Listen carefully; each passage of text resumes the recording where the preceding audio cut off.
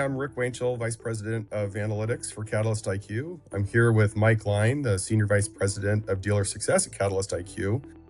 And we are here to talk about the Q2 State of the Industry report that Catalyst IQ recently published. State of the Industry report is a very comprehensive report. Look at the market dynamics that are occurring in the automotive industry, looking at new and used, looking at various things like supply and demand, pricing, velocity, looking at segments and fuel types and everything else. It's a very interesting and relevant report for given what's going on. Mike, how do you see the use of this report playing out? Yeah, thanks, Rick. You're spot on as to why reports like this are so valuable. Having access to timely market intelligence has never been more important because, as you know, this market is changing so quickly.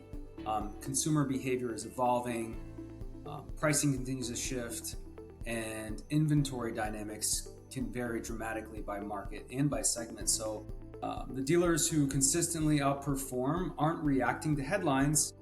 They're making decisions based on current data. The ability to separate signal from noise is becoming a real competitive advantage. Absolutely. Totally agree. So let's take a look at some of the key findings that are contained in this report. First thing is that new vehicle average marketed price, what the consumer sees when they are actively shopping, hit an all-time high of more than $52,000. And it's been elevated for quite a while, as you can see on this chart, but that is the highest we have ever seen. And that's been a concern for the industry that, was that going to really hit demand? And one of the other things that we found in this report is that the answer was no. You can see in this chart here that the new vehicle movement, which is really the sales that are occurring in the marketplace, in Q2 actually went up from where it was earlier in the year. And so what we've seen is that demand has been remarkably resilient, even though the prices are so elevated right now. But one last thing is that what people are buying has shifted, and that's really a reflection of consumers reacting to these different market dynamics that are occurring as of late.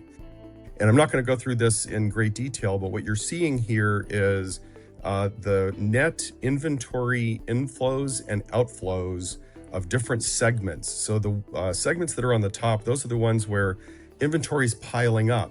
The sales aren't keeping pace with the inflows of inventory that are coming into the market. At the bottom of the chart, the reverse is true. The sales are outpacing inventory inflows, so inventory is leaving the market.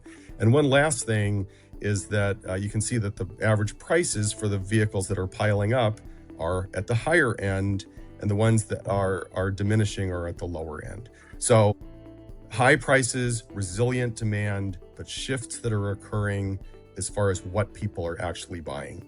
Thank you for sharing that report. The question that I would ask is, what does this mean for dealers?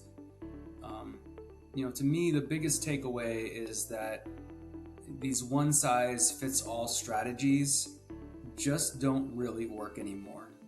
As the pricing pressure increases and precision becomes that competitive advantage that dealers are looking for. So, instead of making broad pricing changes, dealers should use these Vin-Level insights to identify where pricing is creating resistance while protecting margin, where that demand remains strong. So, the same goes for marketing. As shoppers take longer to make decisions, it's important to stay visible throughout the buying journey and let demand, not assumptions, guide where and how you invest your marketing dollars. So it's also a reminder to shift the conversation from just price alone to overall value. So as vehicle prices rise, consumers want confidence in their purchase, right? And so, the dealers who consistently communicate ownership value, reliability, warranty protection, and long-term value will be in a much stronger position to earn that trust. So finally, market rewards agility. So the dealers who regularly review pricing, demand signals, and inventory performance can make smaller but smarter adjustments before challenges become larger problems. So ultimately, this isn't a market that rewards bigger reactions. It rewards smarter, data-driven decisions. Absolutely. And I think that agility comment that you made is particularly pertinent here. And given that our data is real time, you can really monitor what's going on on a daily basis to see what the market dynamics are where they're heading.